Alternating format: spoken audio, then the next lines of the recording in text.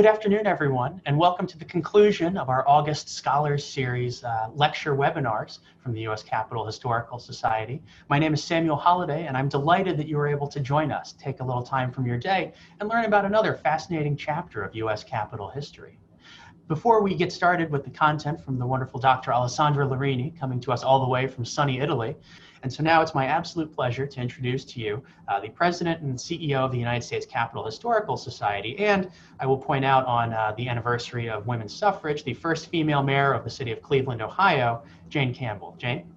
Thank you very much, Sam, and happy Women's Equality Day to everyone who's listening. This is the last of our summer scholar series. And, you know, we always say we save the best for last.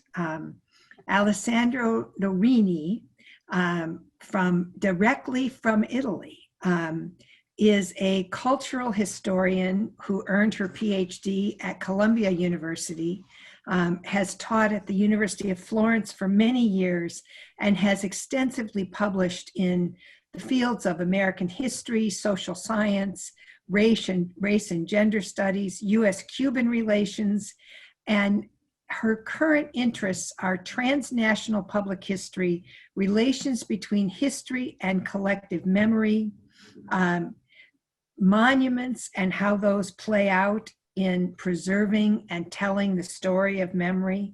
And it is that interest that we're going to talk about today. We had the honor of hosting Dr.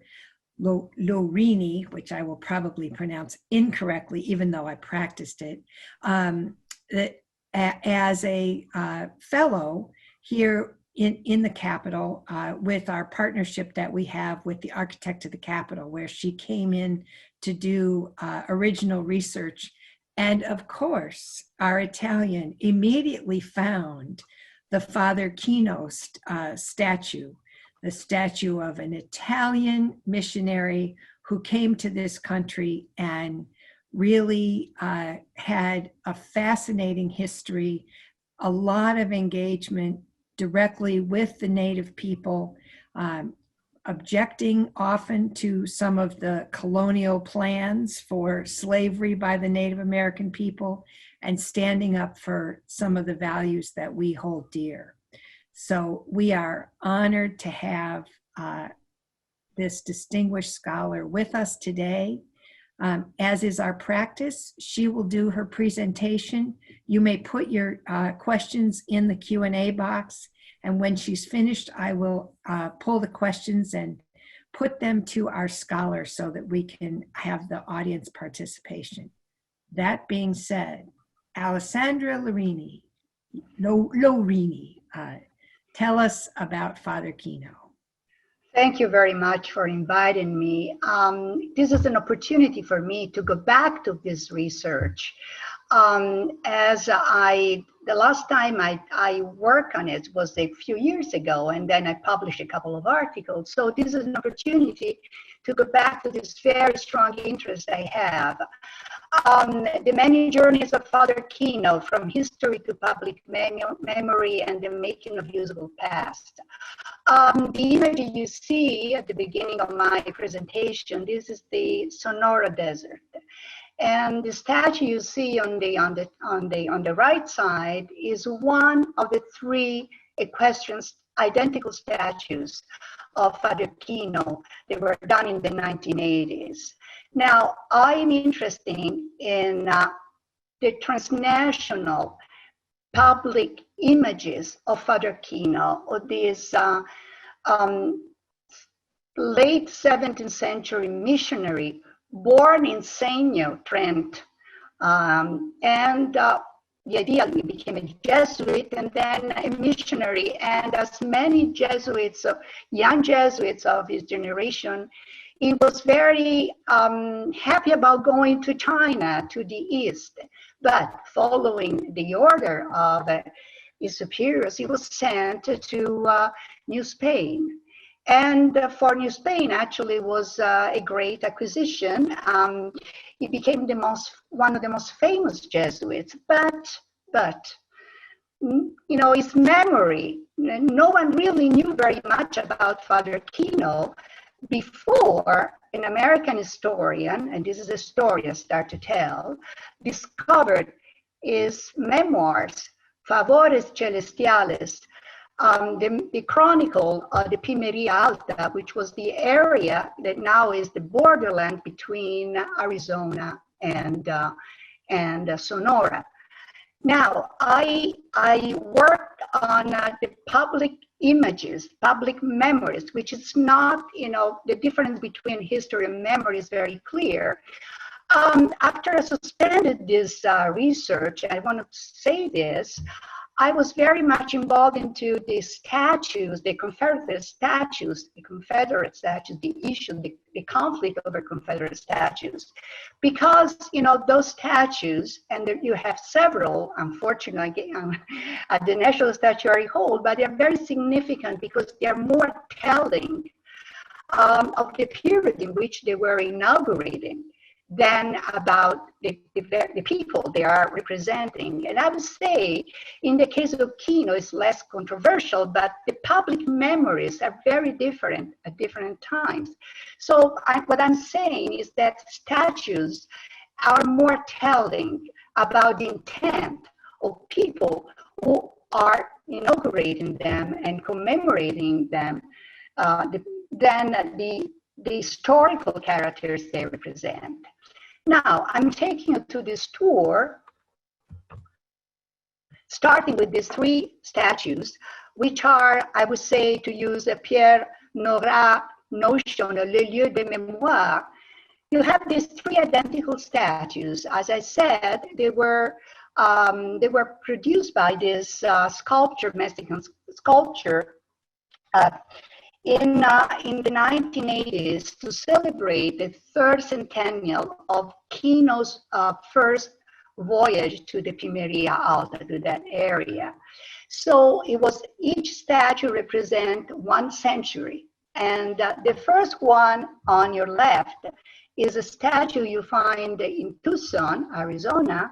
If you ride from the city to the airport, and it's called Kino Boulevard or Kino Parkway, you'll see the statue of Father Kino. The one in the middle, and I think my friends from Senior, at least a few of them are seeing now, are watching this.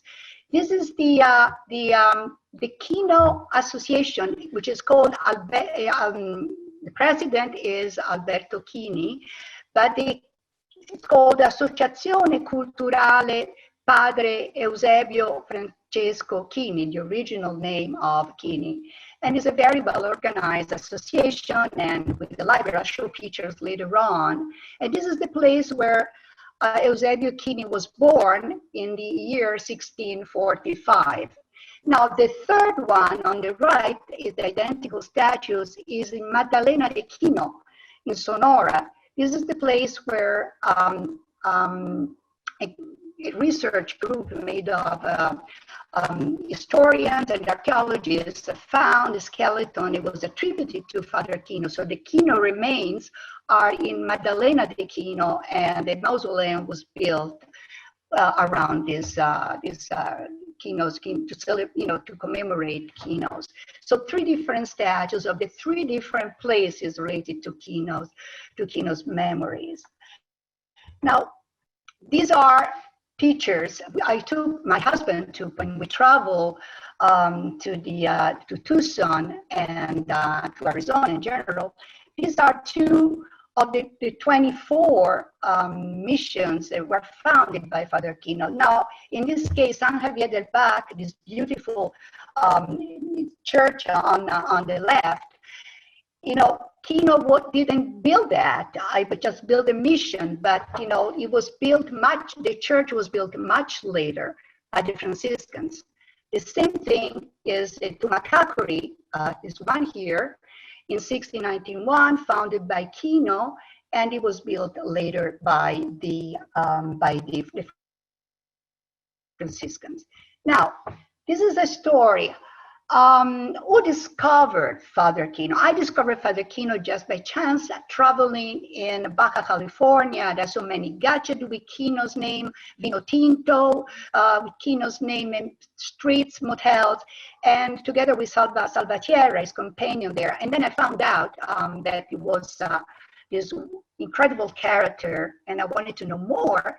And this led me back to this historian, Herbert Bolton. Many of you probably know Herbert Bolton. Herbert Bolton was a student of Friedrich Jackson Turner, the author of the Frontier thesis. Herbert Bolton is very important as a scholar because he was the first to use the notion of frontier, not only for the Anglo-Saxon frontier, which is what Friedrich Jackson Turner discussed, but the previous one, the Spanish frontier, the Spanish borderlands.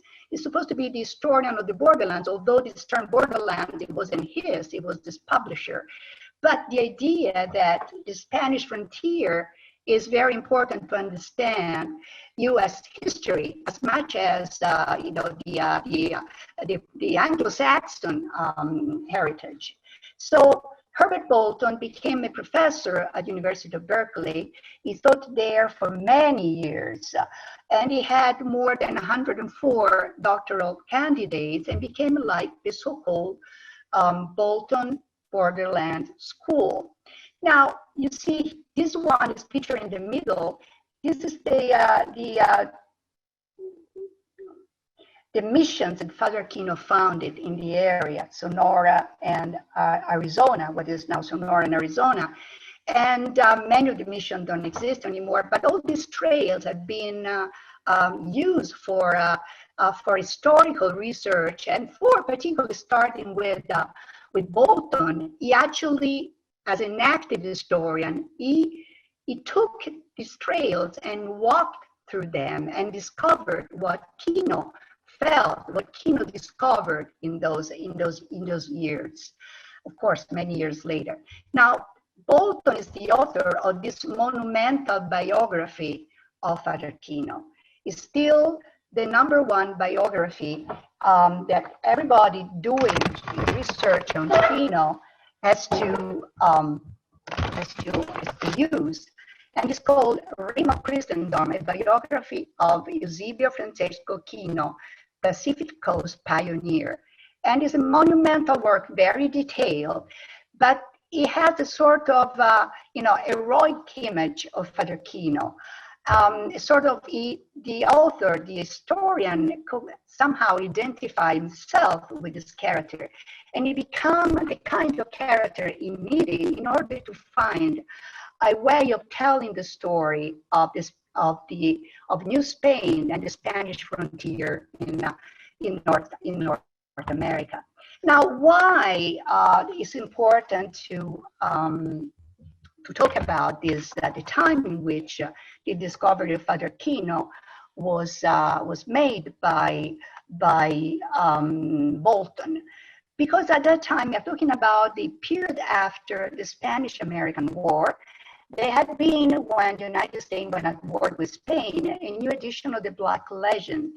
Spaniards were cruel, something like, in order to build the image of the enemy. You see this image on the left, this Spain represented, was something in 1896, Spain represented as a sort of, Inquisition, and then United States protecting Cuba. This is something that happened in 1898. The two former officers, generals from the Union Army and Confederate Army, clapping hands, shaking hands, and with the little Cuba, like this young little girl, and breaking chains. And so the idea that now, after the Spanish-American War, Spain was not an enemy anymore, but it was like a defeated empire. And United States became more, trying to control the hemisphere, and the Pan-Americanist position in 1901. I don't know if you see this picture, maybe yes, maybe no. So it was kind of celebration of this unification of the continent. You see the two icons, you know, the North American and South American, shaking hands together. So this was to celebrate the supremacy of the United States in the Western Hemisphere, as it was told. This Spanish-looking sort of, you know, it was inventing the new Spanish style, and it was the period in which, in California, the Spanish mission were discovered, and there was a kind of Spanish madness, and everybody was, you know, was kind of romantic attitude towards, you know, ancient Spain, not the real Spain, but ancient Spain. So let's go back to, this is the major, you know, this is like Herbert Bolton many years later after the other picture I showed you. This is the kind of action historian. Action historian, that's the words he used, you know, to frame his kind of work. He said at the beginning of Rime of Christendom, the writing of Rime of Christendom has been an adventure both in foreign archives and on the trail.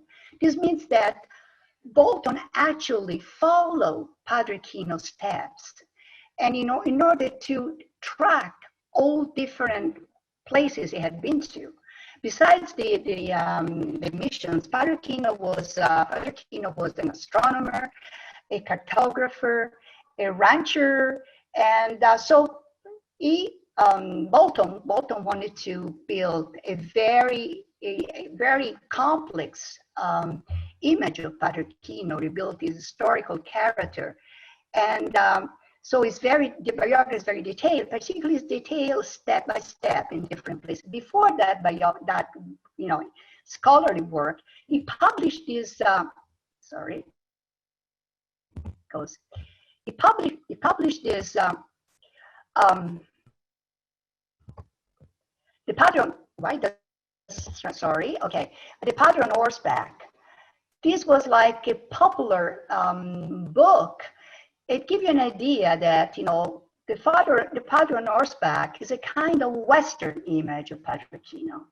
And it looks as if the missionary explorer is alone in the wilderness, right? And this is a kind of image of Padre Kino that became very popular in the United States, although we know that usually Padre Kino traveled with a Spanish military soldier, or traveled with some natives, but you know, and horseback, yes, but not always horseback. Sometimes they had mules, sometimes had donkeys.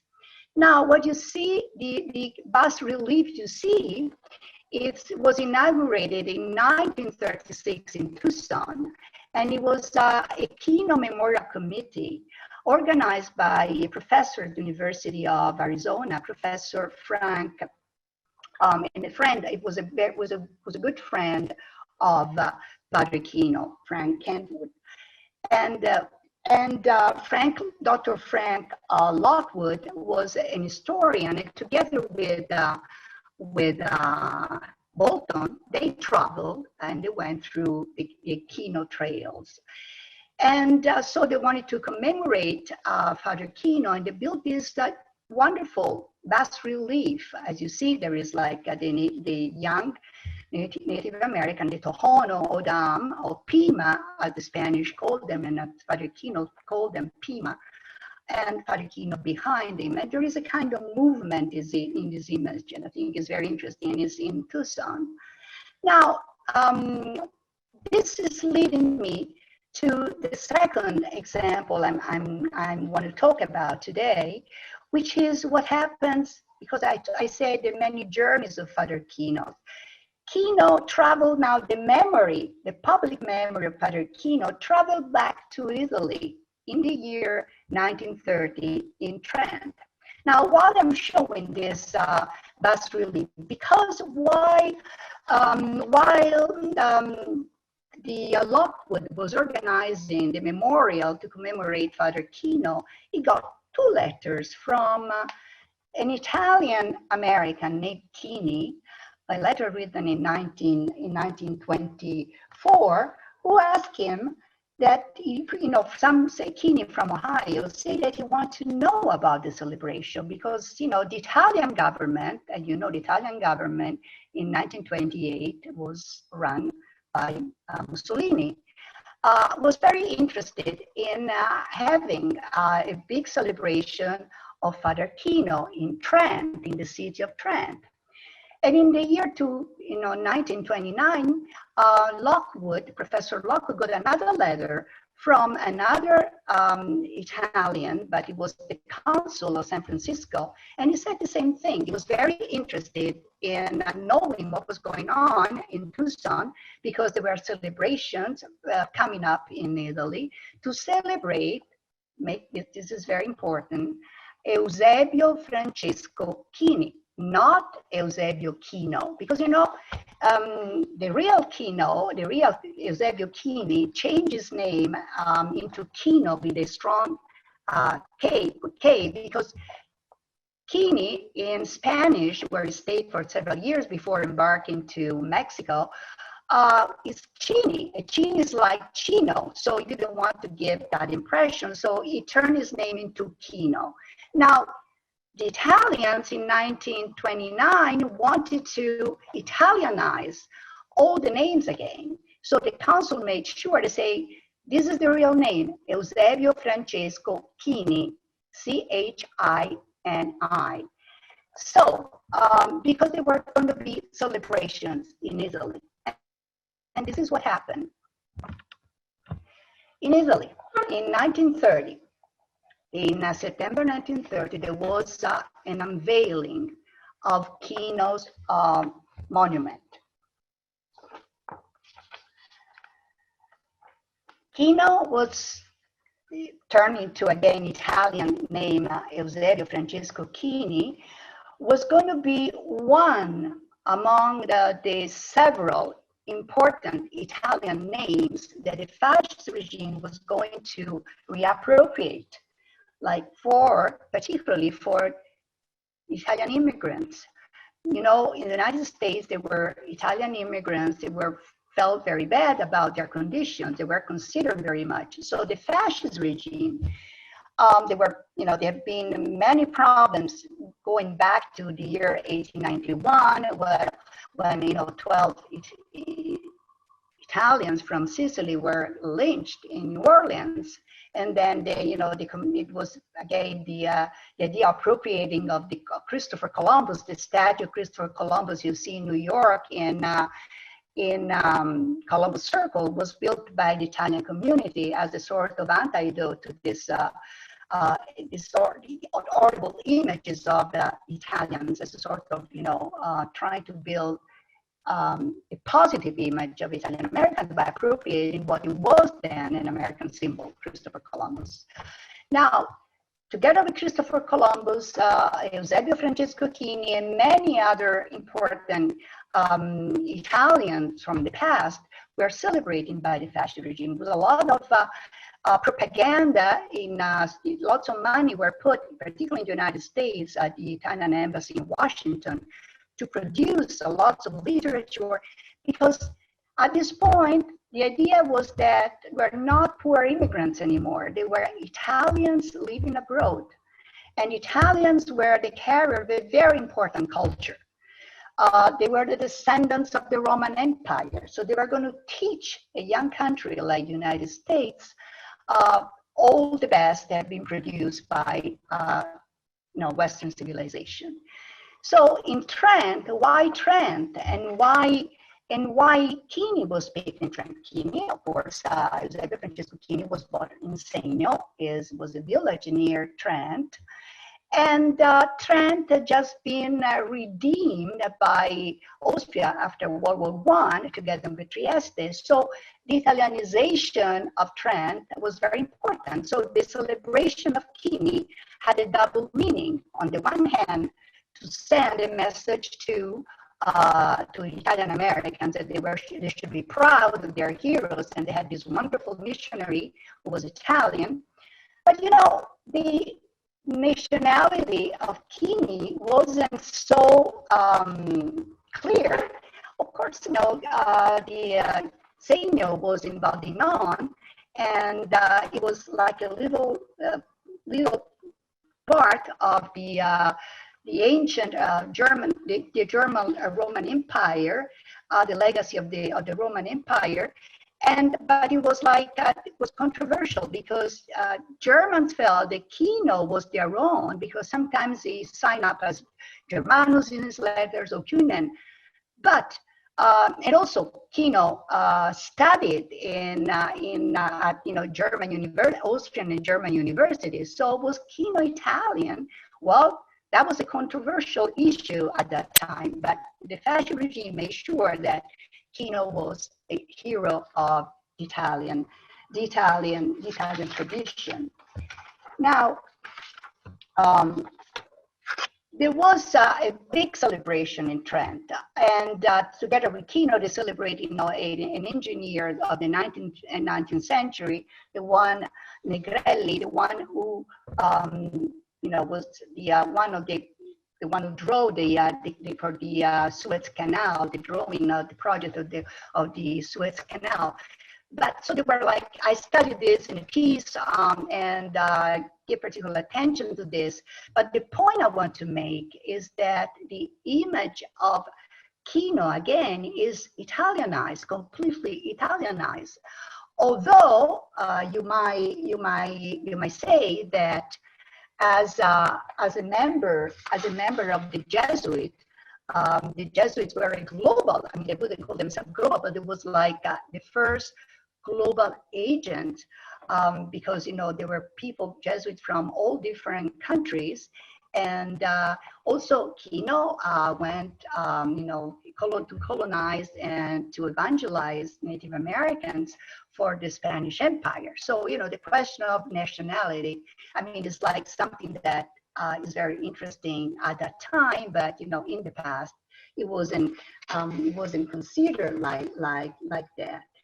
In fact, there is a letter of Kino, unwritten by Kino, to the Duchess of Aveiro, the Portuguese Duchess of Aveiro, was the one supporting many Jesuit missionaries, and she asked him if he considered himself Italian, and his answer is crystal clear. It's a letter of written in 1680. He said that he was both. He was Italian by birth, by German by education. So Kino was a cosmopolitan character. And also as a Jesuit, he was an agent of two globalizing forces of the 17th century, the Catholic Church and the Spanish Crown. But in the United States, as I said, it was important to give this positive image that you have several Italians of the past. They were famous explorers, scientists, and because few years before, it was the case of Sacco and Vanzetti. So Italians were either like poor immigrants or anarchists, and so there was very problematic issue. We can discuss this if some of you have some questions. I would be very happy to do that. But I'm going to move ahead with other examples. But before, I want just to mention a very important piece of evidence of what I'm saying. There is a dissertation that was written by Eugenia Ricci and published in 1930. She was a young scholar, Eugenia Ricci. Of course, this dissertation is a piece of propaganda. In fact, she thanks the U.S. The Italian ambassador in the US and other people, but it's a very good piece of research. And the title is Il padre Eusebio Kini, esploratore missionario della California and dell'Arizona. And it's based on Herbert Bolton's sources, although She says that Herbert Bolton made a mistake. He didn't consider, he thought that Kino was German, and Ricci said Bolton was wrong. And what I found fascinating in this dissertation, besides the fact that she gives a very good analysis of Favores Celestiales, the Chronicle of Primerialto that Bolton discovered in 1907, she said something about a comment very interesting, that because there was no portrait of Kino, at least, you know, maybe one, but it was destroyed. Anyway, no one knew what this missionary looked like, what is a cartographer who discovered that Baja California was a peninsula and not an island, as it was thought before, and many other things. There was no portrait, as usually was, you know, many Jesuits are eminent figures, they had portraits done. You know, we didn't know what it looked like. So, and this is what Eugenia Ricci says. Actually, this would add more power to Kini's memory. Why should we look for the expression of his face when we are so aware of the expression of his soul? And she said the soul, Kino's soul was clearly, Kini, sorry, because she used the Italian name Kini. Kini's soul was clearly mirrored in his Favores Celestiales. A little mystery, she says, around great man does not disturb. The shadow enhances the light. But his name is Italian, and the great ancient mother claims his glory. This is very insightful, I think, because in this shadow, the making of usable past can freely produce epic memories. And this is what, and now we are taking again another journey with Father Kino's memory. We are going back. This is the third episode I am telling you. It's about the inauguration of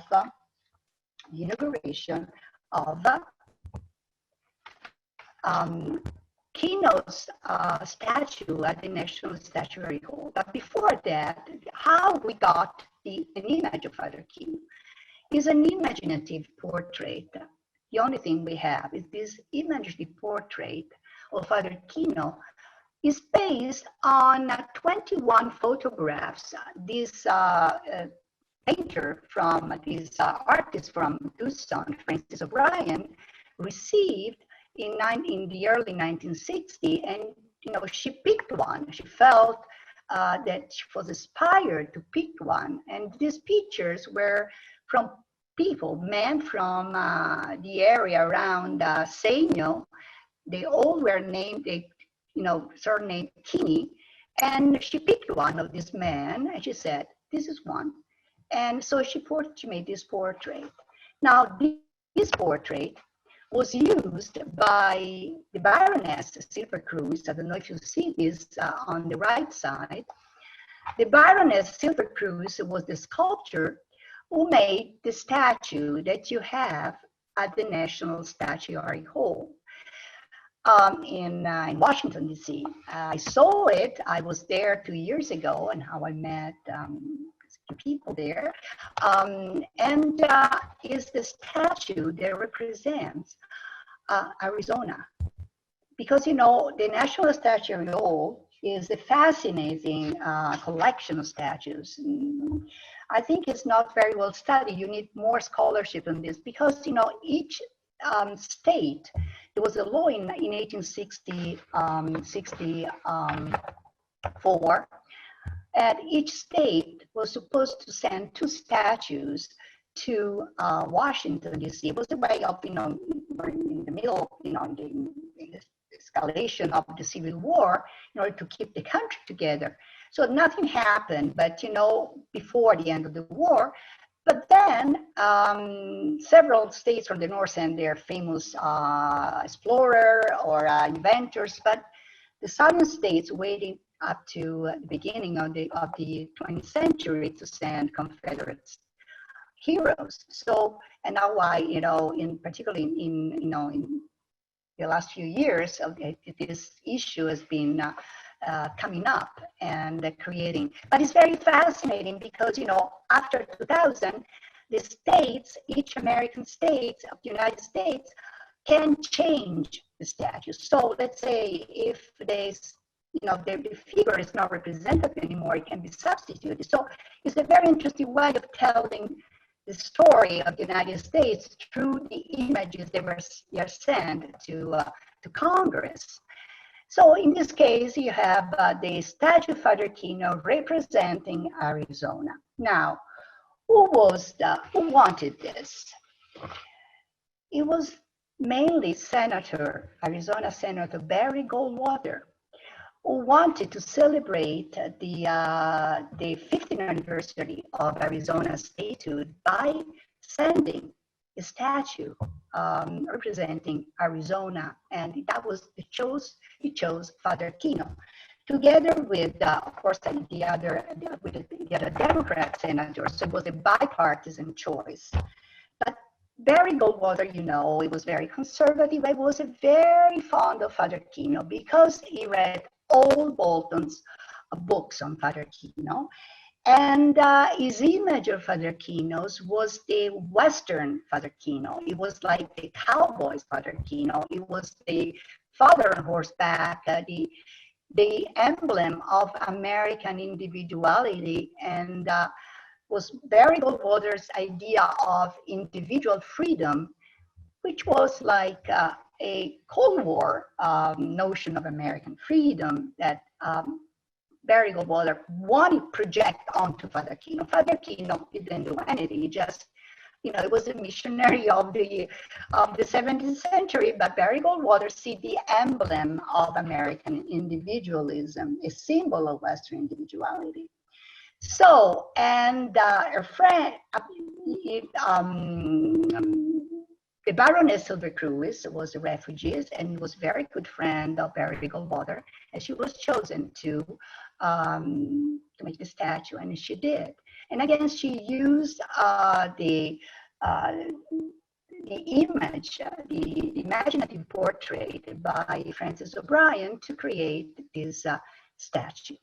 The statue was inaugurated in 1965, and this is the image you see on the left is the inauguration, and it was a Keeney, a man from Ohio named Keeney that, representing many Trentini. It was a big event, a wonderful event, is the unveiling of Father Kino in 1965.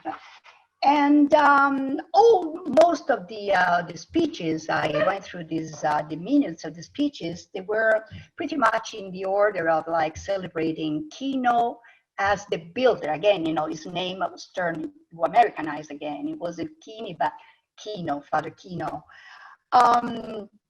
Kino was the builder of Arizona. He was the cattleman. It was like it was the ranchero. It was like the explorer. The more than a missionary, it was more like a business. The inventor of modern agriculture and cattle breeding. But there was one speech, at least, that it was quite different from the others. I find the reverend. It was a Jesuit reverend. Ernest Burroughs, and he was also the author of, the editor of Kino's letters and the editor of Kino's maps, and did a wonderful job with that, who give a very different vision. It was like Kino is called Kino's Vision of the Future. That the name, the title of Ernest Burroughs' speech. And so for him, Kino was a man, he didn't use the word global, but he said that more than to, of course, Arizona he represented Arizona, but he found Kino's vision of the future in the many maps and charts the missionary explorer had drawn, And also, he was very impressed. Sometimes people didn't, they don't recall this, but Kino turned down a chair of professorship at the University of Ingolstadt. He was a mathematician. He was offered a chair, but Kino wanted to be a missionary, so he turned down the professorship. So Burroughs wanted to dedicate the statue to the Mexican neighborhoods, wanted to dedicate to Italy, as it was the native land of Kino. He wanted to dedicate to the peoples of his adopted lands of Austria, Bavaria, and Spain.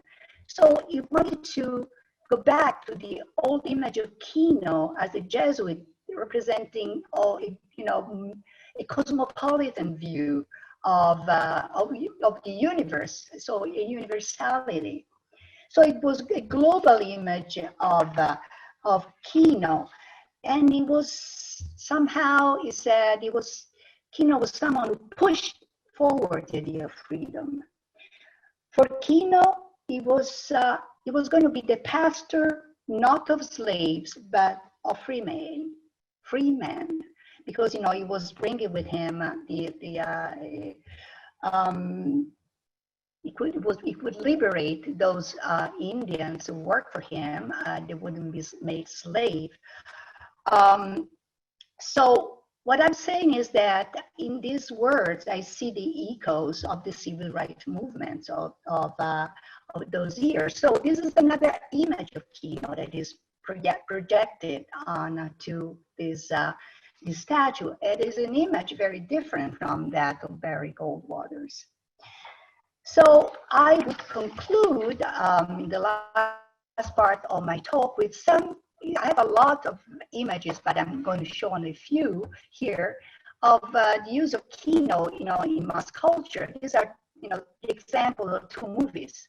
The one on the left is a movie of the 1970s. It's an American movie, it's a Hollywood movie, is The Padre on Horseback, the legendary story of Father Kino. Father Kino here is a Western character. He's a cowboy mainly. He's very strong and determined kind of, theme, and pretty much of Barry Goldwater's in many ways. The other movie is a Mexican movie.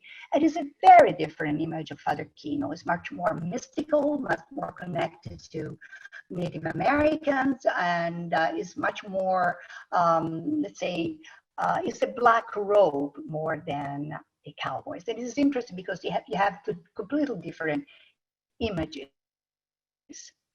And here you have another image of use of public memories, of contemporary memories of Father Kino. This is por los caminos de Kino. These are cowboys, rancheros, riding Kino's trails on both parts of the United States, of the border. So borderlands, there is no border. They travel back and forth, mostly in the United, they are Mexicans coming to the United States, or mostly are, a few Americans going to Mexico for practical reasons. But I met in Tucson the author of a story about these cavalcantes, they call them. They started in 1987, and they follow Kino's trails. And Richard Collins, they wrote this book. This is the Italian translation I did. I didn't do it, but I promoted the Italian translation. It was thanks to the Associazione di Segno that it was published. The original title is Riding Behind the Padre, horseback views from both sides of the border. And it's about this idea of building community where they're riding horseback at night. They stop in places where Kino had been. They talk about Kino, they pray, but also they talk about the present, the problems that they have in the borderlands, the question of drug trafficking, the question of poverty, and many other issues. So this is a very interesting aspect of Kino's memory. I can talk more if you have a question about this. Now, this is Insegno, Baldinon, is the pictures of inside. And again, these are Kino's, you see Kino's gadgets, Kino wine, and also many books. It's a very good library they have. This is two images when the statue was inaugurated in 1991. And this is a very recent meeting for the level of canonization. Kino has become a venerable because in the process of canonization, I think he has 2 steps more, but now he's a venerable. And now this is the memory I really cherish very much.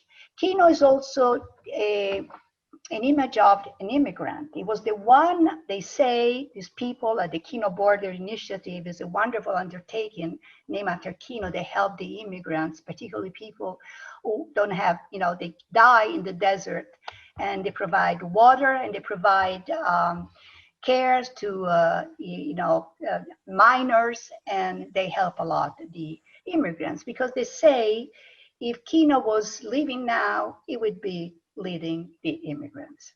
So you see, you have many versions of memory. Just want to give you just a little hints, and this is a huge research that I will be carried out whenever it will possible. I think I should stop now because right, Jane? I should stop now. Right. We've got several questions from our listeners. Thank you so much. Couple quick questions. Try to put them together. What was the language that he was an Italian, it was New Spain, but it was in the United States. What language did Father Kino operate in? Well, of course, the Jesuits spoke Latin. That was the language. Then, he went to Spain. He learned Spanish. And then he had interpreters when he went to New Spain. Many people say he wasn't very, historians. I rely on historians, and there are wonderful, particularly Danny Seymour is someone from Tucson. She did wonderful research in that area. And many other historians, Sheridan is a historian of Arizona and several others. They say Kino wasn't very fluent in native languages, but he managed somehow. So he spoke Italian, he spoke German, of course, and he spoke Spanish, and he wrote in Spanish and Latin. And one of our questioners was very interested as you described how he worked both in Arizona and California. But it was ultimately Arizona that chose him to be their statue. And would you say that was because Arizona recognized him more, or because his work, there was more strong work in Arizona? What's your thought about that particular query? I think because he lived in that area 22 years, whereas in California it was very brief. He arrived, and then the California mission didn't go any further. So he wanted to go back to California, but he never managed to go back after his first trip. So he stayed in Sonora, in the area of Sonora, and he built the mission. All the missions were built there. So this is why Arizona felt, the Arizona people in Arizona, they wanted to use Kino as their, icon for, as a founding father. Great. Well, one of our participants wants to make sure you know that his name, which is now Kini, was anglicized from Cini by his grandfather Massimiliano Cini, who emigrated to New York City in 1884. So we have somebody listening who has got that kind of a heritage. Okay, I'm glad to hear that. We thought you'd enjoy that. Then somebody had a particular question about, in the early presentations, you talked about the different memorials, and one of the memorials was a memorial by Mahori Young in 1936. And question was, is that statue life-sized? That was a bas relief. And is a part of a monument dedicated to Kino. That was a bas relief in Tucson. You're talking about that, right? The one inaugurated in 1936. Yes. Yes. Not a statue, it's a bas relief. It's a bust. Okay. So, and you know, Steve Livengood, who I know you met because he gave you a tour, and he is our regular featured speaker as we do our lunch bites, is pointing out to you and thanking you for how you've provided a context about how a statue can create a usable past, and how we can really take the stories of the other characters who are in our statues and have it as a way to share our history. So we want to really be grateful to you for your time, your talent, and your presentation today. It was a pleasure. It was a pleasure. My pleasure. My pleasure. Well, we thank you all for coming, for listening. We thank you, Dr. Lorini, for joining us from Italy. Thank you, Dr. Lorini. Thank you. And I wish I were there for the 19th Amendment celebration. Goodbye. Goodbye.